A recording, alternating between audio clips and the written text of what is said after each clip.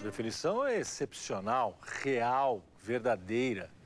E além do Parque Aquático Maria Lenk, outras arenas precisarão ser ampliadas, como o Estádio João Avelange, o Centro de Hipismo de Deodoro, o Velódromo, que depois do PAN não recebeu um único evento, a Marina da Glória, que enfrenta o embargo das obras, e o Estádio de Remo da Lagoa. Tem parcerias que dão certo, mas no alto rendimento, ainda mais quando se fala em esportes olímpicos, dá para se contar nos dedos as que vão para frente. Neste programa, você já viu exemplos de má gestão, modelos de como não se deve construir e conduzir patrimônios públicos. Mas agora, senhoras e senhores, finalmente encontramos um espaço adaptado para os Jogos Pan-Americanos, onde há vida, onde há esporte. A cavalaria avança, mas não estamos em pé de guerra. Aqui o espaço é do Exército Brasileiro, um complexo gigantesco das Forças Armadas. Estamos no complexo de Deodoro, subúrbio do Rio de Janeiro. Tempos atrás, na época dos Jogos, passar pela cancela era algo bem distante. É interessante que é uma coisa que todo mundo vê na televisão, vislumbra talvez estar aqui, mas não é todo mundo que pode estar aqui de repente. Mas hoje a parceria entre Exército e Ministério dos Esportes resultou em oportunidade para muitos jovens e crianças das comunidades mais próximas. O espaço, antes destinado apenas para o alto rendimento, agora abre caminhos para a iniciação esportiva. Foram investidos na época cerca de 120 milhões de reais na construção desse complexo. Nós temos as escolinhas de pentatlo moderno, o hóquei sobre a grama, a acessibilidade para o tiro desportivo, acesso às modalidades paralímpicas também. O encontro com o secretário nacional de esportes serve para tirar algumas dúvidas. Aliás, como o Ministério analisa os outros exemplos de espaços construídos para os Jogos que continuam sem vida, sem projetos? Nós entendemos que há uma dificuldade no Brasil de se planejar a manutenção de centros esportivos. Nós gostaríamos que houvesse um melhor funcionamento de todas essas instalações. Agora, nós percebemos que isso é um problema não só do Rio de Janeiro, isso é um problema nacional. Custa muito caro manter um centro de treinamento de alto rendimento. Do outro lado, o gestor do esporte. E agora, talvez com mais responsabilidade do que nos tempos de atleta, Djan Madruga já não apresenta o mesmo discurso de anos e anos de piscina. Hoje, como segundo homem do ministério, Djan é mais político do que atleta. É mais comedido nas palavras, mesmo quando se trata da avaliação dos resultados da delegação brasileira nos Jogos de Pequim. Imaginávamos que o Brasil repetisse o resultado de Atenas, que conquistasse as 5 medalhas de ouro. Nós tivemos mais medalhas no geral do que nós tivemos em Atenas. Então, houve uma evolução no total de medalhas de Atenas para Pequim. E, obviamente, tivemos uma pior colocação no quesito de medalhas de ouro. Pulamos do 16º lugar para o 23º. Então, nesse aspecto, nós fomos pior, sim. Pouca gente sabe, mas Djan Madruga apresentou ao Ministério dos Esportes e ao Comitê Olímpico Brasileiro, meses antes dos Jogos, um planejamento com metas para o desempenho do Brasil no quadro geral de medalhas. A carta, escrita pelo secretário de Esportes, causou indisposição no relacionamento entre Ministério e COB. Não tenho conhecimento, nenhuma indisposição minha com o COB. Não vi, assim, nenhuma manifestação pública disso, não.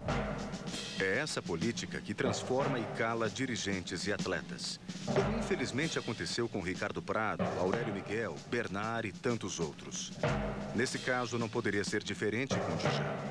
Só que a informação, que por muitas vezes é escondida, não cala a fonte jornalística, não esconde os fatos, não se deixa enganar com discursos políticos. O momento é claro. A crise no esporte brasileiro está instaurada.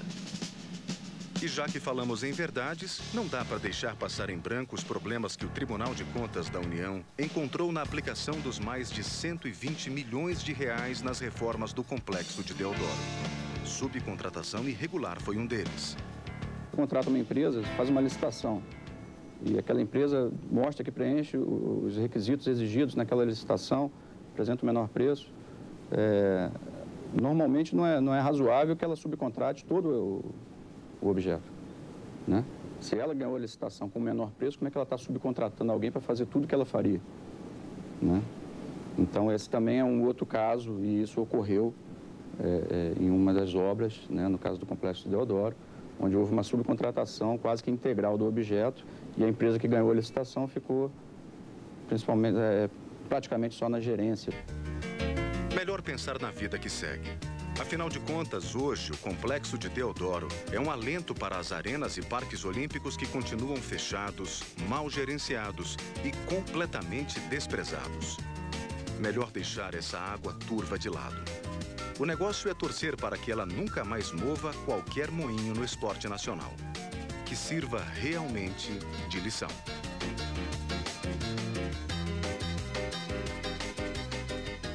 Com todos os prós e contras constatados nesse programa, a pergunta é para você, fã de esporte. Será que o Brasil está preparado para sediar os Jogos Olímpicos já em 2016? As contas do Tribunal de Contas da União ainda são uma incógnita. O que se sabe até agora é que para a realização dos Jogos Pan-Americanos do Rio de Janeiro foram gastos mais de 4 bilhões de reais. O passado mal resolvido ficou para trás. Agora, a missão do governo federal e do Comitê Olímpico Brasileiro está voltada para a realização dos Jogos Olímpicos no Brasil em 2016.